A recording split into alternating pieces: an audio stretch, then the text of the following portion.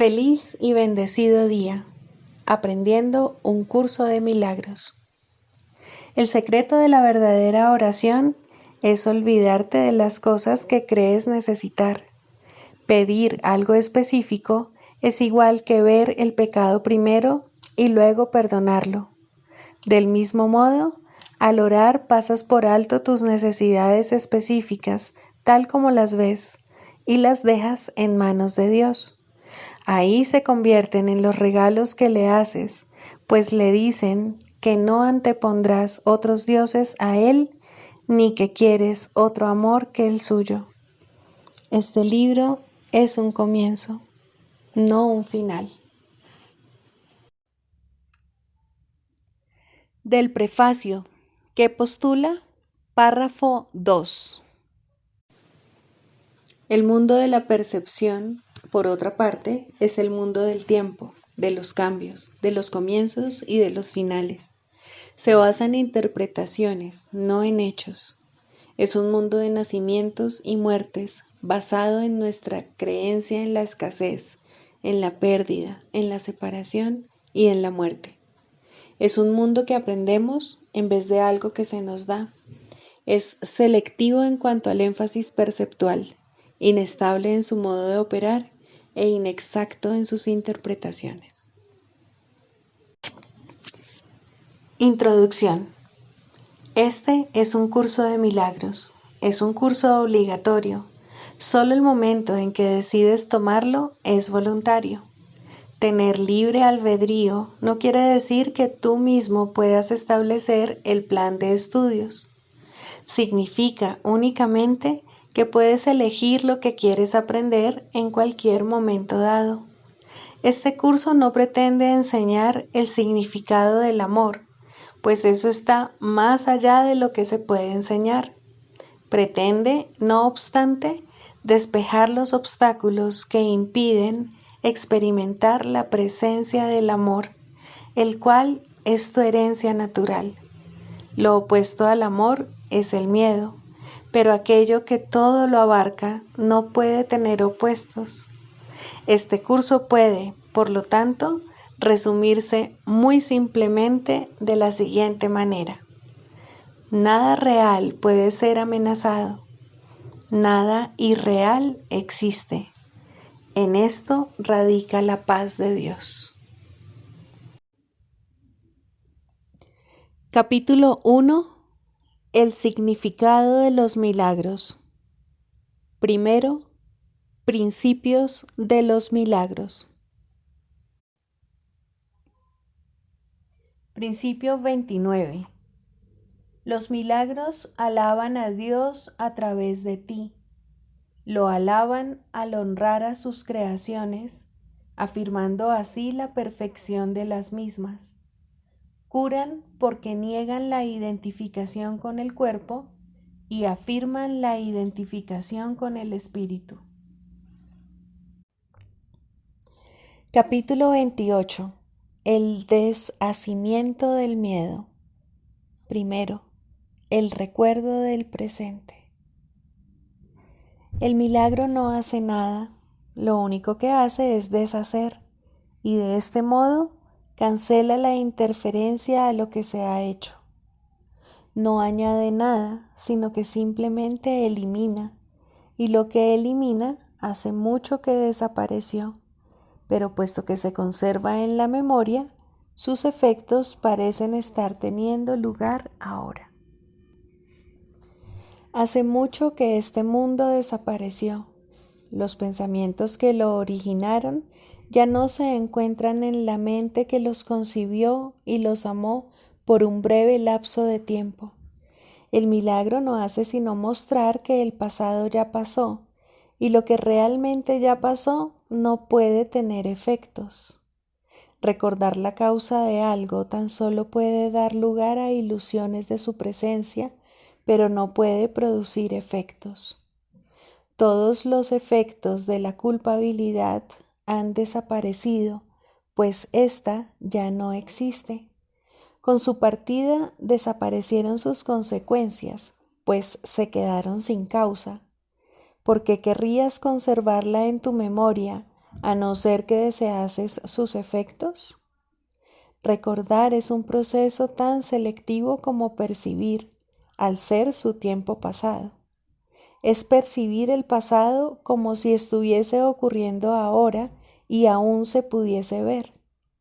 La memoria, al igual que la percepción, es una facultad que tú inventaste para que ocupase el lugar de lo que Dios te dio en tu creación. Y al igual que todas las cosas que inventaste, se puede emplear para otros fines y como un medio para obtener algo distinto. Se puede utilizar para sanar y no para herir, si ese es tu deseo. Nada que se utilice con el propósito de sanar conlleva esfuerzo alguno. Es el reconocimiento de que no tienes necesidades que requieran que hagas algo al respecto. No es una memoria selectiva ni se utiliza para obstruir la verdad. Todas las cosas de las que el Espíritu Santo puede valerse para sanar le han sido entregadas sin el contenido ni los propósitos para las que fueron concebidas. Son sencillamente facultades que aún no tienen una aplicación concreta y que solo esperan a que se haga uso de ellas. No han sido consagradas a nada en particular ni tienen ningún objetivo. El Espíritu Santo puede ciertamente hacer uso de la memoria, pues Dios mismo se encuentra en ella. Mas no es esta una memoria de sucesos pasados, sino únicamente de un estado presente. Has estado acostumbrado por tanto tiempo a creer que la memoria contiene solo el pasado, que te resulta difícil darte cuenta de que es una facultad que puede recordar el ahora. Las limitaciones que el mundo le impone a ese recordar son tan vastas como las que permites que el mundo te imponga a ti. No existe vínculo alguno entre la memoria y el pasado. Si quieres que haya un vínculo, lo habrá, mas es solo tu deseo lo que establece dicho vínculo, y solo tú quien lo limita a una parte del tiempo donde la culpabilidad aún parece persistir. El uso que el Espíritu Santo hace de la memoria no tiene nada que ver con el tiempo. El Espíritu Santo no la utiliza como un medio para conservar el pasado, sino como una manera de renunciar a él. La memoria retiene los mensajes que recibe y hace lo que se le encomienda hacer. No escribe el mensaje ni establece su propósito. Al igual que el cuerpo, no tiene un propósito intrínseco. Y si parece servir para abrigar un viejo odio y presentarte escenas de injusticias y de resentimientos que has estado guardando, este es el mensaje que le pediste, y eso es lo que es. La historia de todo el pasado del cuerpo se encuentra oculta allí, confinada en sus bóvedas. Todas las extrañas asociaciones que se han hecho para mantener vivo el pasado y el presente muerto están depositadas ahí, esperando tu orden de que se te traigan y vuelvan a revivirse. Y de este modo, sus efectos parecen haber aumentado con el tiempo, el cual se llevó consigo su causa. El tiempo, no obstante, no es más que otra fase de lo que no hace nada. Colabora estrechamente con todos los demás atributos con los que intentas mantener oculta la verdad acerca de ti mismo. El tiempo ni quita ni restituye. Sin embargo, lo utilizas de una manera extraña, como si el pasado hubiese causado el presente y éste no fuese más que una consecuencia en la que no se puede hacer cambio alguno, toda vez que su causa ha desaparecido. Un cambio, no obstante, tiene que tener una causa duradera, pues de otro modo no perduraría. Es imposible poder cambiar nada en el presente si su causa se encuentra en el pasado. Tal como usas la memoria, solo el pasado está en ella, y así no es más que un modo de hacer que el pasado predomine sobre el ahora. Olvídate de todo lo que te has enseñado a ti mismo, pues no fuiste un buen maestro. ¿Y quién querría conservar en su mente una lección absurda cuando puede aprender y retener una mejor? Cuando memorias de viejos rencores vengan a rondarte, recuerda que su causa ya desapareció. Por lo tanto, no puedes entender cuál es su propósito. No permitas que la causa que quieres atribuirles ahora sea la misma que hizo que fuesen lo que fueron o parecieron ser. Alégrate de que su causa haya desaparecido, pues de ello es de lo que se te perdona. Y contempla, en cambio, los nuevos efectos de una causa que se acepta ahora y cuyas consecuencias se encuentran aquí. Su hermosura te sorprenderá. Las nuevas ideas de antaño que traen consigo serán las felices consecuencias de una causa tan ancestral que excede con mucho el lapso de memoria que tu percepción ve. Esta es la causa que el Espíritu Santo ha recordado por ti, cuando tú la habrías olvidado. No es una causa pasada porque Él jamás permitió que no se recordase. Nunca ha cambiado porque en ningún momento dejó Él de mantenerla a salvo en tu mente. Sus consecuencias te parecerán ciertamente nuevas porque pensaste que no recordabas su causa, mas nunca estuvo ausente de tu mente, pues no era la voluntad de tu Padre que su Hijo no la recordase. Lo que tú recuerdas nunca sucedió, pues procedió de una ausencia de causa que tú pensaste que era una causa. Cuando te des cuenta de que has estado recordando consecuencias que carecen de causa y de que, por lo tanto, jamás pudieron haber tenido efectos, no podrás por menos que reírte. El milagro te recuerda una causa que está eternamente presente y que es inmune al tiempo y a cualquier interferencia. Dicha causa nunca ha dejado de ser lo que es, y tú eres su efecto, tan inmutable y perfecto como ella misma. Su recuerdo no se encuentra en el pasado ni aguarda al futuro. Tampoco se revela en los milagros. Estos no hacen sino recordarte que esa causa no ha desaparecido. Cuando le perdones tus propios pecados, dejarás de negarla.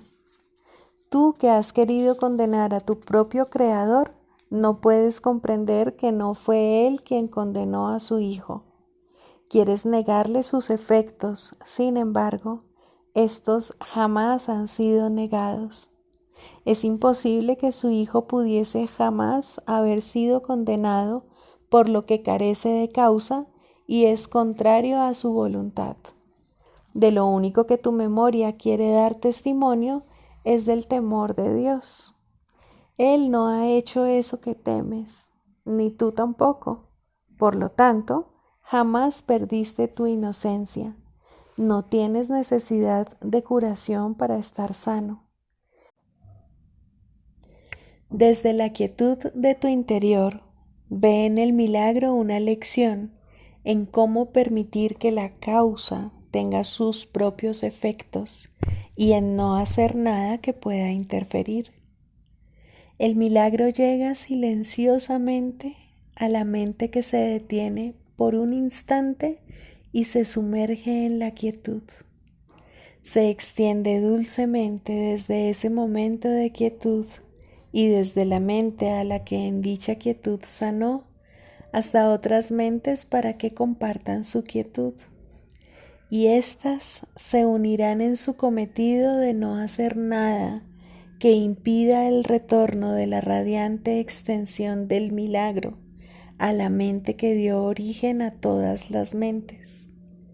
Puesto que el milagro nació como resultado de un acto de compartir, no puede haber ninguna pausa en el tiempo que pueda hacer que el milagro se demore en llegar cuanto antes a las mentes perturbadas, para brindarles un momento de quietud en el que el recuerdo de Dios pueda retornar a ellas.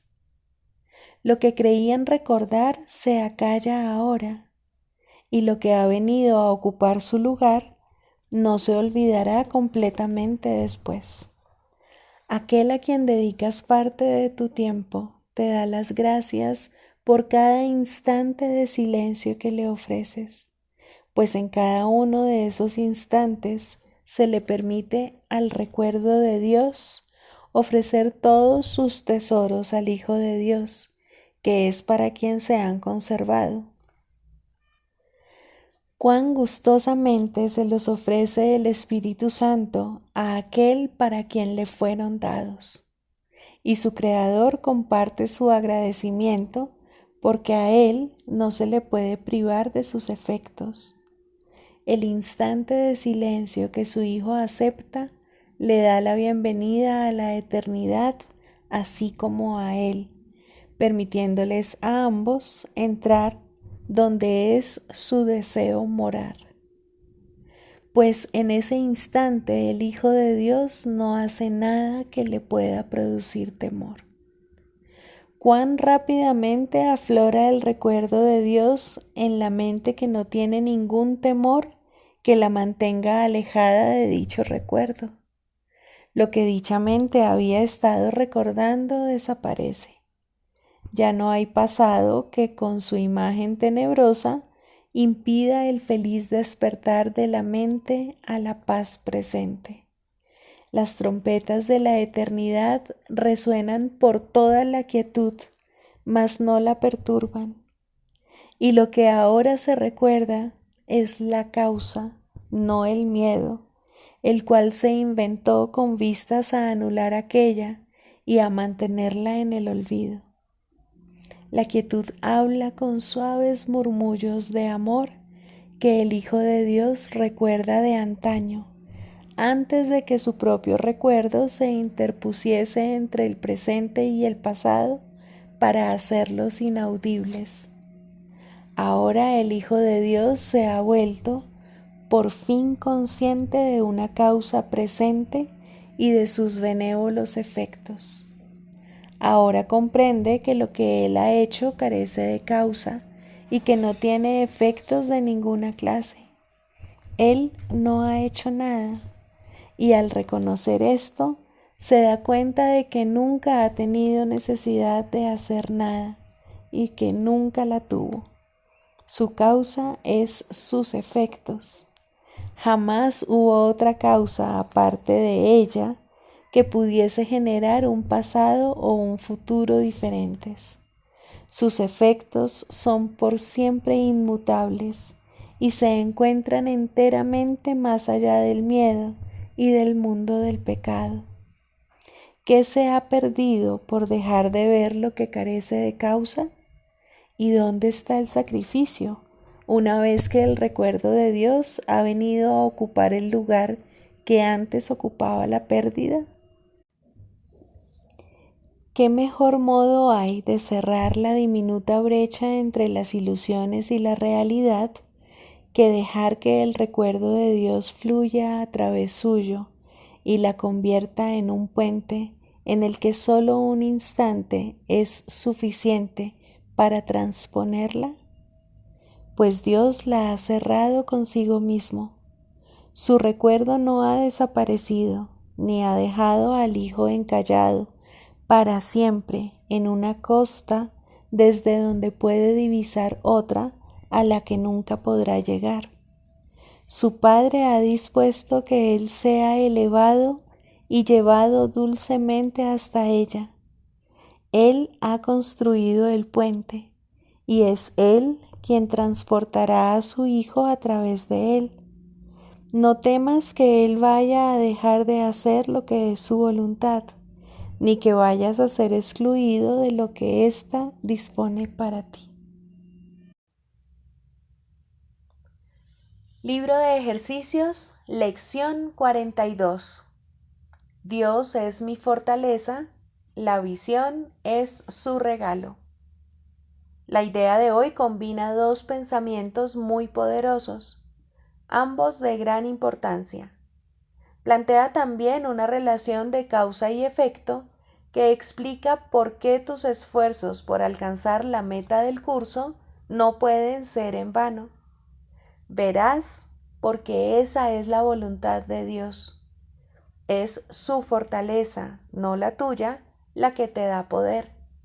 Y es su regalo, no el tuyo, el que te ofrece visión. Dios es ciertamente tu fortaleza, y lo que Él da es verdaderamente dado. Esto quiere decir que lo puedes recibir en cualquier momento o lugar, donde quiera que estés y en cualquier circunstancia en la que te encuentres. Tu paso por el tiempo y por el espacio no es al azar. No puedes sino estar en el lugar perfecto, en el momento perfecto. Tal es la fortaleza de Dios, tales sus dones. Hoy llevaremos a cabo 2 sesiones de práctica de 3 a 5 minutos cada una tan pronto como te despiertes y la otra lo más cerca posible a la hora de irte a dormir. Es mejor, no obstante, esperar hasta que puedas sentarte tranquilamente por tu cuenta en un momento en que te sientas listo, que preocuparte de la hora en sí. Da comienzo a estas sesiones de práctica repitiendo la idea de hoy lentamente mientras miras a tu alrededor. Luego cierra los ojos y repite la idea otra vez, aún más despacio que antes. Después de eso, trata de no pensar en nada, excepto en los pensamientos que se te ocurran relacionados con la idea de hoy. Puedes pensar, por ejemplo, la visión tiene que ser posible. Dios da verdaderamente. O los regalos que Dios me ha hecho tienen que ser míos porque Él me los dio. Cualquier pensamiento que esté claramente relacionado con la idea de hoy es adecuado. De hecho, tal vez te asombre la cantidad de entendimiento relacionado con el curso que algunos de tus pensamientos reflejan. Déjalos que te vengan sin censurarlos, a menos que notes que tu mente está simplemente divagando y que es obvio que has permitido que se infiltren pensamientos irrelevantes. Es posible también que llegue un punto en el que parece que no te van a venir más pensamientos a la mente. De ocurrir tales interferencias, abre los ojos y repite el pensamiento una vez más, mientras miras lentamente a tu alrededor. Después ciérralos, repite la idea otra vez y continúa buscando en tu mente pensamientos afines. Recuerda, no obstante, que en conexión con los ejercicios de hoy, no es apropiado que te esfuerces por encontrar pensamientos afines. Trata sencillamente de hacerte a un lado y dejar que te vengan a la mente por su cuenta. Si esto te resulta difícil, es mejor pasar la sesión de práctica alternando entre repeticiones lentas de la idea con los ojos abiertos y luego con los ojos cerrados, que esforzarte por encontrar pensamientos adecuados. No hay límite en el número de sesiones de práctica cortas que podrían resultarte beneficiosas hoy. La idea de hoy es uno de los pasos iniciales en el proceso de unificar tus pensamientos y de enseñarte que estás estudiando un sistema de pensamiento unificado que no carece de nada que sea necesario y en el que no se incluye nada contradictorio o irrelevante. Cuanto más a menudo repitas la idea de hoy durante el transcurso del día, más a menudo estarás recordando que el objetivo del curso es importante para ti y que no lo has olvidado. Del Manual para el Maestro, pregunta 4. ¿Cuáles son las características de los maestros de Dios? 1. Confianza. He aquí la base sobre la que descansa su capacidad para llevar a cabo su función. La percepción es el resultado de lo que se ha aprendido. De hecho, la percepción es lo que se ha aprendido, ya que causa y efecto nunca se encuentran separados. Los maestros de Dios tienen confianza en el mundo, porque han aprendido que no está regido por las leyes que el mundo inventó. Está regido por un poder que se encuentra en ellos, pero que no es de ellos. Este poder es el que mantiene todas las cosas a salvo. Mediante este poder, los maestros de Dios contemplan un mundo perdonado. Una vez que hemos experimentado ese poder, es imposible volver a confiar en nuestra insignificante fuerza propia. ¿Quién trataría de volar con las minúsculas alas de un gorrión cuando se le ha dado el formidable poder de un águila? ¿Y quién pondría su fe en las miserables ofrendas del ego cuando los dones de Dios se encuentran desplegados ante él? ¿Qué induce a los maestros de Dios a efectuar este cambio? A. Desarrollo de la confianza.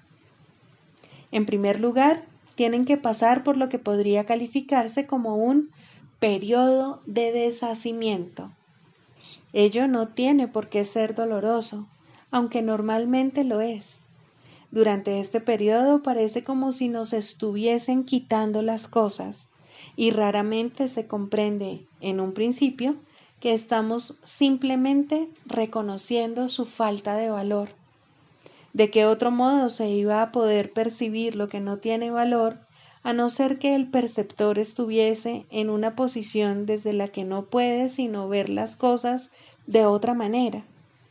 Aún no ha llegado al punto en el que puede efectuar el cambio interno totalmente.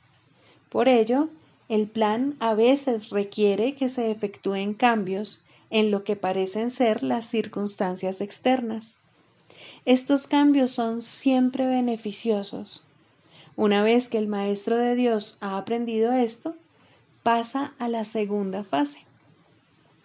Ahora el maestro de Dios tiene que pasar por un periodo de selección. Este periodo es siempre bastante difícil, pues al haber aprendido que los cambios que se producen en su vida son siempre beneficiosos, tiene entonces que tomar todas sus decisiones sobre la base de si contribuyen a que el beneficio sea mayor o menor. Descubrirá que muchas cosas, si no la mayoría de las que antes valoraba, tan solo obstruyen su capacidad para transferir lo que ha aprendido a las nuevas situaciones que se le presentan. Puesto que ha valorado lo que en verdad no vale nada, no generalizará la lección por temor a lo que cree que puede perder o deba sacrificar. Se necesita haber aprendido mucho para poder llegar a entender que todas las cosas, acontecimientos, encuentros y circunstancias son provechosos. Solo en la medida en que son provechosos, deberá concedérseles algún grado de realidad en este mundo de ilusiones. La palabra valor no puede aplicarse a nada más. La tercera fase por la que el maestro de Dios tiene que pasar podría llamarse periodo de renuncia. Si se interpreta esto como una renuncia a lo que es deseable, se generará un enorme conflicto. Son pocos los maestros de Dios que se escapan completamente de esta zozobra. No tiene ningún sentido, no obstante, separar lo que tiene valor de lo que no lo tiene, a menos que se dé el paso que sigue naturalmente. Por lo tanto, el periodo de transición tiene que ser un periodo en el que el maestro de Dios se siente obligado a sacrificar sus propios intereses en aras de la verdad. Todavía no se ha dado cuenta de cuán absolutamente imposible sería una exigencia así. Esto solo lo puede aprender a medida que renuncia realmente a lo que no tiene valor. Mediante esa renuncia, aprende que donde esperaba aflicción, encuentra en su lugar una feliz despreocupación. Donde pensaba que se le pedía algo, se encuentra agraciado con un regalo. Ahora llega un periodo de asentamiento. Es este un periodo de reposo en el que el Maestro de Dios descansa razonablemente en paz por un tiempo. Ahora consolida su aprendizaje. Ahora comienza a ver el valor de transferir lo que ha aprendido de unas situaciones a otras. El potencial de lo que ha aprendido es literalmente asombroso, y el Maestro de Dios ha llegado a un punto en su progreso desde el que puede ver que en dicho aprendizaje radica su escape. Renuncia a lo que no quieres y quédate con lo que sí quieres. Qué simple es lo obvio y qué fácil. El Maestro de Dios necesita este periodo de respiro. Todavía no ha llegado tan lejos como cree, mas cuando está listo para seguir adelante, marcharán a su lado compañeros poderosos. Ahora descansa por un rato y los convoca antes de proseguir. A partir de ahí, ya no seguirá adelante solo. La siguiente fase es ciertamente un periodo de inestabilidad. El Maestro de Dios debe entender ahora que en realidad no sabía distinguir entre lo que tiene valor y lo que no lo tiene. Lo único que ha aprendido hasta ahora es que no desea lo que no tiene valor y que sí desea lo que tiene. Su propio proceso de selección, no obstante, no le sirvió para enseñarle la diferencia. La idea de sacrificio, tan fundamental en su sistema de pensamiento, imposibilitó el que pudiese discernir. Pensó que había aprendido a estar dispuesto, pero ahora se da cuenta de que no sabe para qué sirve estar dispuesto. Ahora tiene que alcanzar un estado que puede permanecer fuera de su alcance por mucho, mucho tiempo. Tiene que aprender a dejar de lado todo juicio y a preguntarse en toda circunstancia qué es lo que realmente quiere. De no ser porque cada uno de los pasos en esta dirección está tan fuertemente reforzado, cuán difícil sería darlos. Finalmente llega un periodo de logros. Ahora es cuando se consolida su aprendizaje.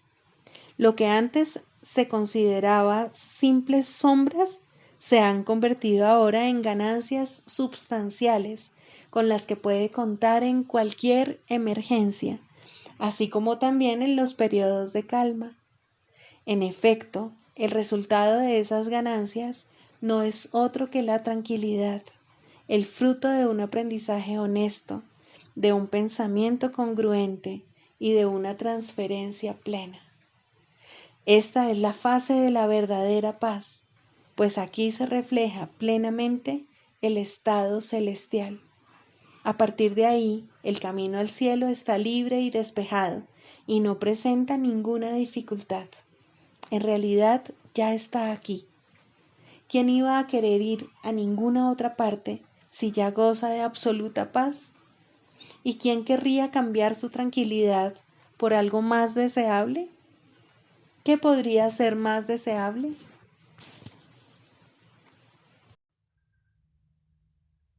Manual para el maestro, pregunta 11.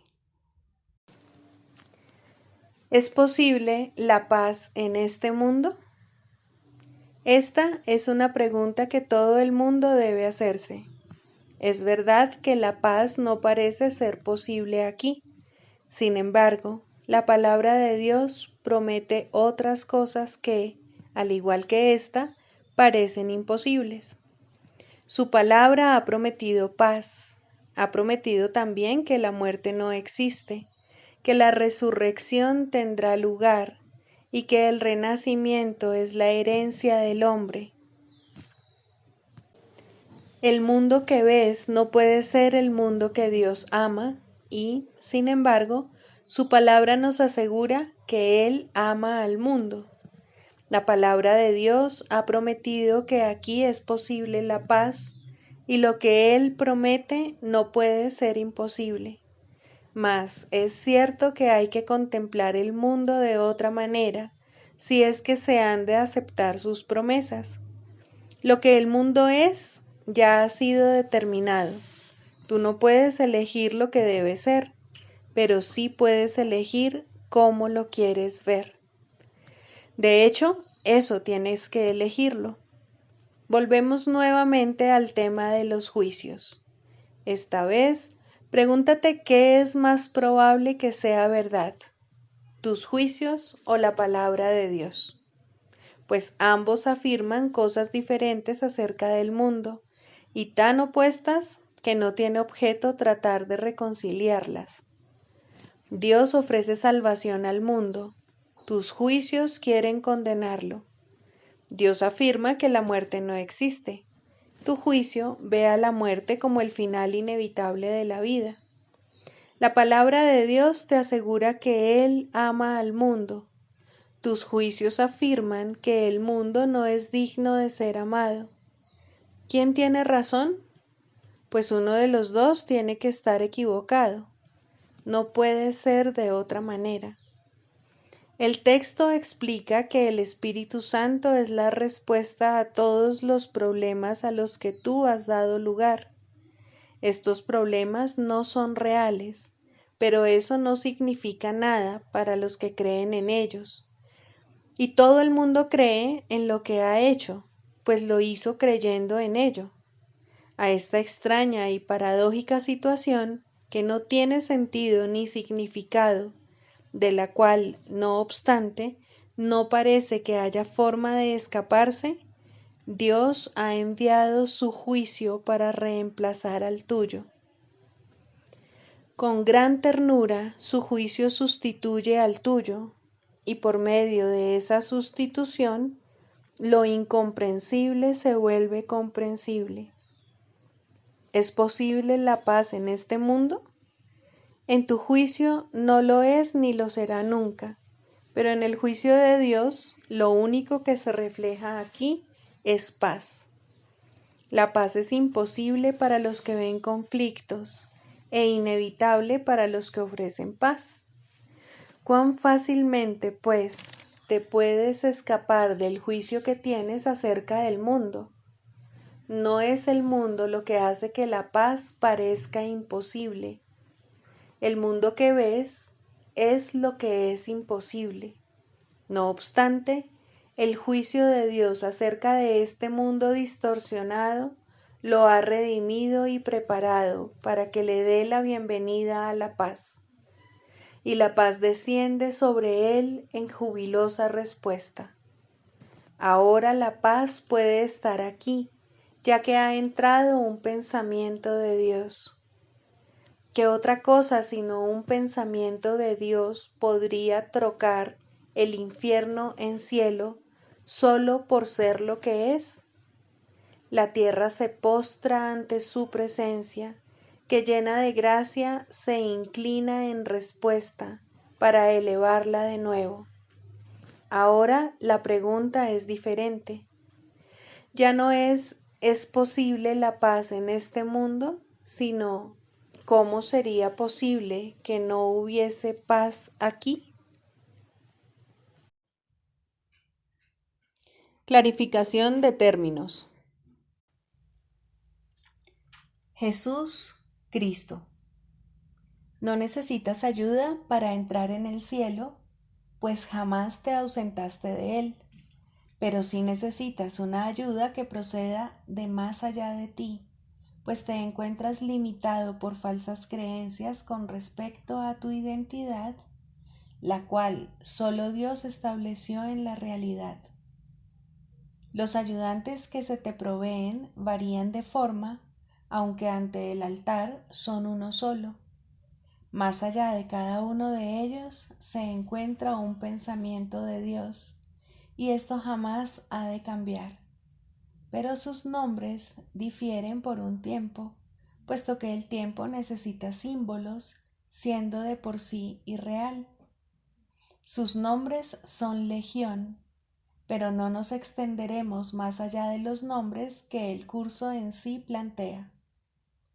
Dios no provee ayuda, pues no sabe de necesidades.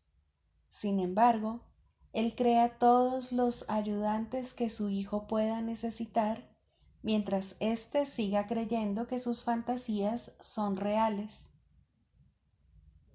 Dale gracias a Dios por ellos, pues son quienes te conducirán de regreso a tu hogar. El nombre de Jesús es el nombre de uno que, siendo hombre, vio la faz de Cristo en todos sus hermanos y recordó a Dios. Al identificarse con Cristo, dejó de ser un hombre y se volvió uno con Dios. El hombre era una ilusión, pues parecía ser un ser separado que caminaba por su cuenta dentro de un cuerpo que aparentemente mantenía a su ser separado de su ser, como hacen todas las ilusiones. Pero, ¿quién puede salvar a menos que, al ver las ilusiones, las identifique como lo que son? Jesús sigue siendo un Salvador porque vio lo falso y no lo aceptó como la verdad. Cristo necesitó su forma para poder presentarse ante los hombres y salvarlos de sus ilusiones. En su completa identificación con el Cristo, el perfecto Hijo de Dios, su única creación y su felicidad, por siempre como Él y uno como Él, Jesús se convirtió en lo que todos vosotros no podéis sino ser. Mostró el camino para que le siguieras. Él te conduce de regreso a Dios porque vio el camino ante sí y lo siguió. Jesús hizo una clara distinción, todavía velada para ti, entre lo falso y lo verdadero. Te ofreció una demostración palpable de que es imposible matar al Hijo de Dios y de que el pecado, la maldad, la malicia, el miedo o la muerte no pueden alterar su vida en modo alguno. Todos tus pecados, por lo tanto, te han sido perdonados, ya que jamás tuvieron consecuencia alguna, y así no fueron más que sueños. Levántate con aquel que te mostró esto, ya que se lo debes por haber compartido contigo tus sueños para que pudieran ser disipados, y todavía los comparte para mantenerse en unión contigo. ¿Es Él el Cristo? Por supuesto que sí, junto contigo. Su vida en la tierra no fue lo suficientemente larga como para poder enseñar la poderosa lección que aprendió por todos vosotros, mas Él permanecerá contigo para conducirte desde el infierno que tú hiciste hasta Dios.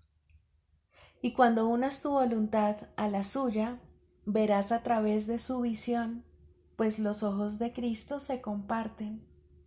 Caminar con Él es algo tan natural como caminar con un hermano al que conoces desde que naciste, pues eso es en verdad lo que Él es. Se han hecho amargos ídolos de aquel que solo quiere ser un hermano para el mundo. Perdónale tus fantasías y comprende lo mucho que amarías a un hermano así, pues Él por fin le brindará descanso a tu mente y la llevará contigo ante tu Dios. ¿Es Él el único ayudante de Dios? Por supuesto que no, pues Cristo adoptará muchas formas con diferentes nombres hasta que se reconozca la unicidad de todas ellas. Mas para ti, Jesús es el portador del único mensaje de Cristo acerca del amor de Dios. No tienes necesidad de ningún otro. Es posible leer sus palabras y beneficiarse de ellas sin aceptarle en tu vida, mas Él te ayudaría todavía más si compartieses con Él tus penas y alegrías y renunciases a ambas para hallar la paz de Dios. Con todo, lo que Él quiere que aprendas más que nada sigue siendo la lección que vino a enseñar la cual reza así: La muerte no existe porque el Hijo de Dios es como su Padre. No puedes hacer nada que pueda alterar el amor eterno. Olvida tus sueños de pecado y de culpabilidad, y en su lugar, ven conmigo a compartir la resurrección del Hijo de Dios, y trae contigo todos aquellos que Él te ha enviado para que cuides de ellos como yo cuido de ti.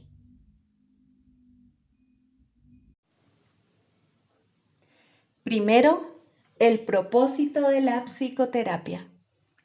Dicho llanamente, el propósito de la psicoterapia es eliminar los obstáculos a la verdad. Su finalidad es ayudar al paciente a abandonar su sistema fijo de creencias ilusorias y a empezar a reconsiderar la falsa relación de causa y efecto sobre la que descansa dicho sistema. Nadie en este mundo se escapa del miedo, pero todo el mundo puede reconsiderar sus causas y aprender a evaluarlas correctamente. Dios ha dado a todos un maestro cuya sabiduría y ayuda sobrepasa ampliamente cualquier aportación que un terapeuta terrenal pueda proveer. No obstante, hay momentos y situaciones en las que una relación terrenal paciente-terapeuta se convierte en la manera a través de la cual él ofrece a ambos sus más preciados regalos. ¿Qué mejor propósito podría tener una relación que el de invitar al Espíritu Santo a formar parte de ella y otorgar su propio regalo de regocijo? ¿Qué meta más elevada puede haber para cualquiera que aprender a invocar a Dios y oír su respuesta? ¿Y qué objetivo más trascendente que el de evocar el camino, la verdad y la vida y recordar a Dios? Contribuir a que esto tenga lugar es el auténtico propósito de la psicoterapia. ¿Podría haber algo más santo? Pues la psicoterapia, si se entiende correctamente, enseña el perdón y ayuda al paciente a reconocerlo y a aceptarlo. Y en su curación, el terapeuta es perdonado junto con él.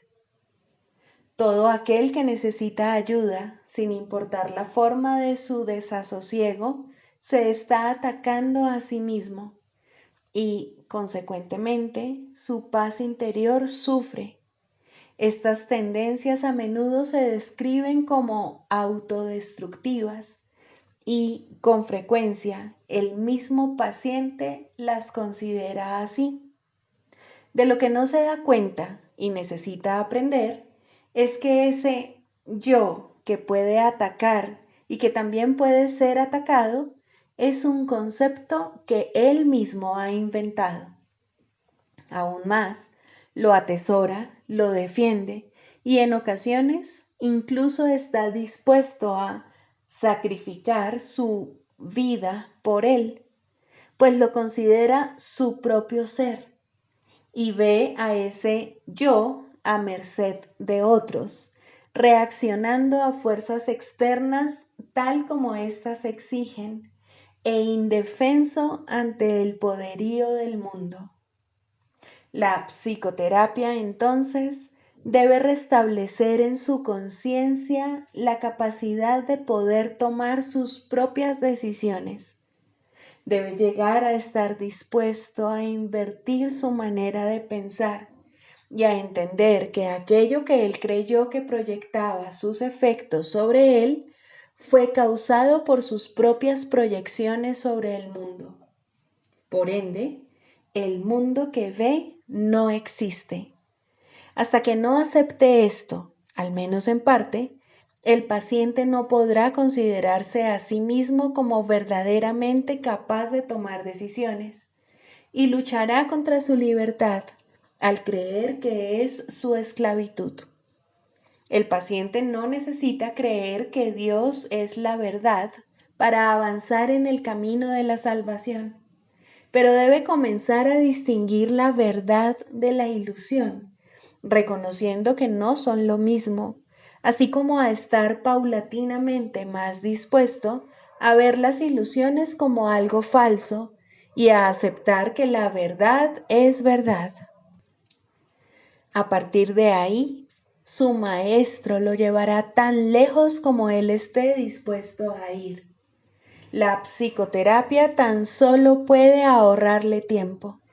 El Espíritu Santo utiliza el tiempo como lo estima más conveniente y Él nunca se equivoca. Bajo su dirección, la psicoterapia es uno de los medios que Él emplea para ahorrar tiempo y para preparar maestros adicionales para su obra. La ayuda que Él comienza y dirige es ilimitada. Sea cual sea la ruta que el Espíritu Santo elija, toda psicoterapia conduce finalmente a Dios, mas esta decisión se le deja a Él.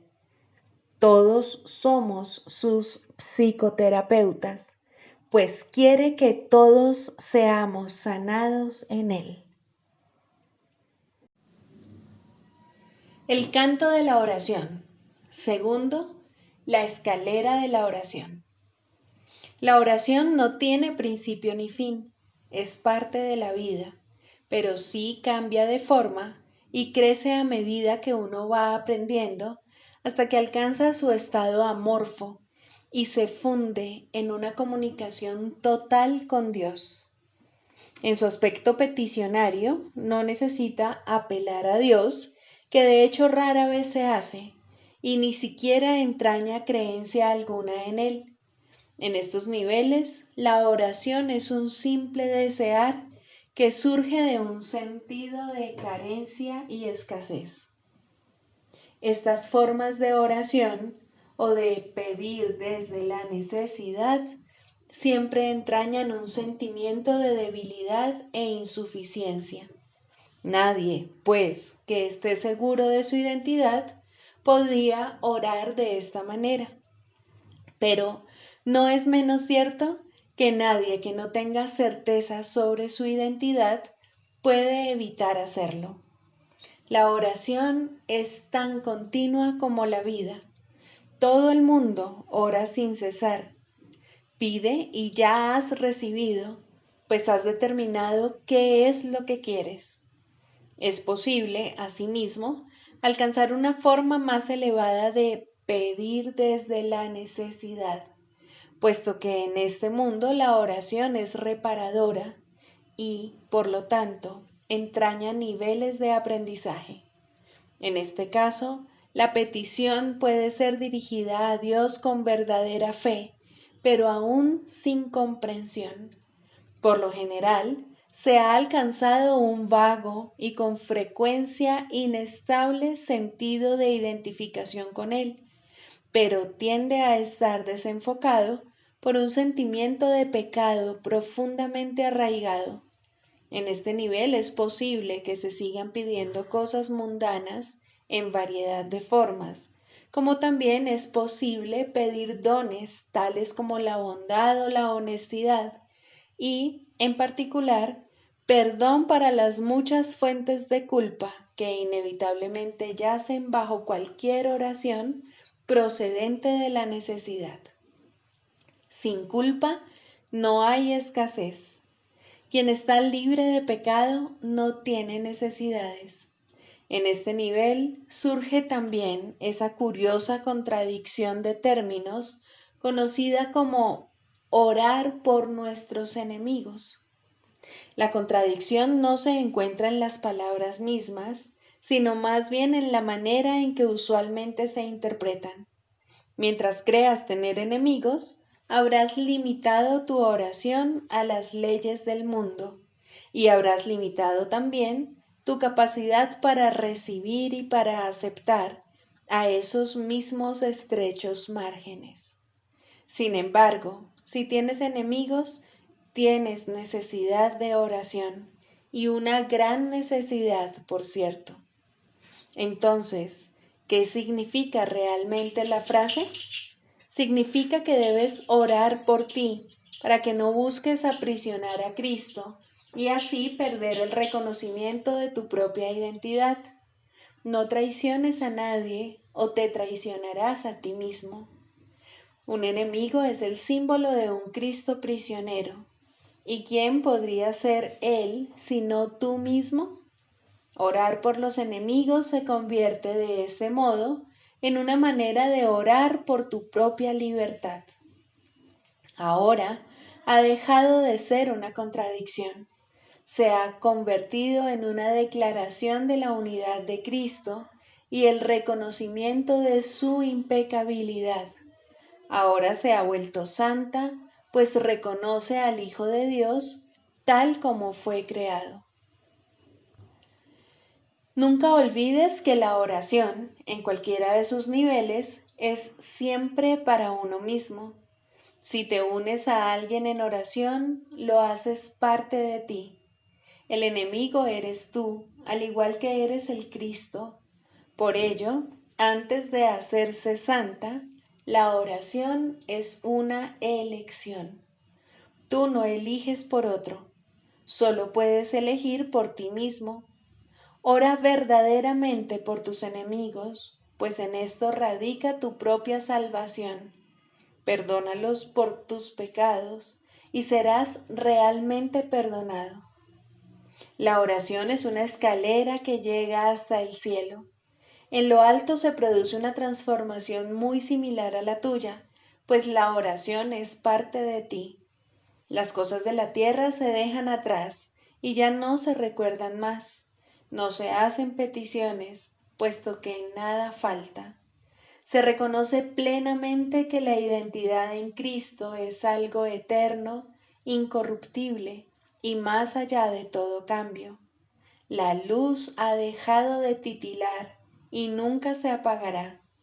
Ahora, sin necesidades de ninguna clase y revestida por siempre de la pura impecabilidad que es el regalo de Dios para ti, su Hijo, la oración puede convertirse otra vez en aquello para lo que se concibió, pues ahora se eleva cual canto de gratitud a tu Creador, sin palabras, pensamientos o vanos deseos, y sin necesidad de nada en absoluto. De este modo se extiende como estaba destinada a hacerlo, y por esta ofrenda Dios mismo da las gracias. Dios es la meta de toda oración, lo cual la hace eterna en vez de temporal. No tiene comienzo, pues la meta no ha cambiado jamás. La oración, en las formas que adopta inicialmente, es una ilusión, ya que no se necesita escalera alguna para llegar hasta aquello de lo que uno nunca se alejó. No obstante, la oración forma parte del perdón, mientras éste, que de por sí es una ilusión, continúe sin lograrse. La oración estará ligada al aprendizaje hasta que el objetivo del aprendizaje se haya alcanzado, y entonces todas las cosas se transformarán al unísono y retornarán libres de toda mancha a la mente de Dios. Al encontrarse más allá de lo que se puede aprender, este estado es indescriptible. Es necesario, no obstante, entender las etapas por las que hay que pasar para su obtención, si la paz ha de ser restaurada en el Hijo de Dios, quien vive ahora en la ilusión de la muerte y el temor de Dios. Sigamos a Jesús haciendo del perdón algo tan natural como respirar y algo tan vital como el aire. Amén.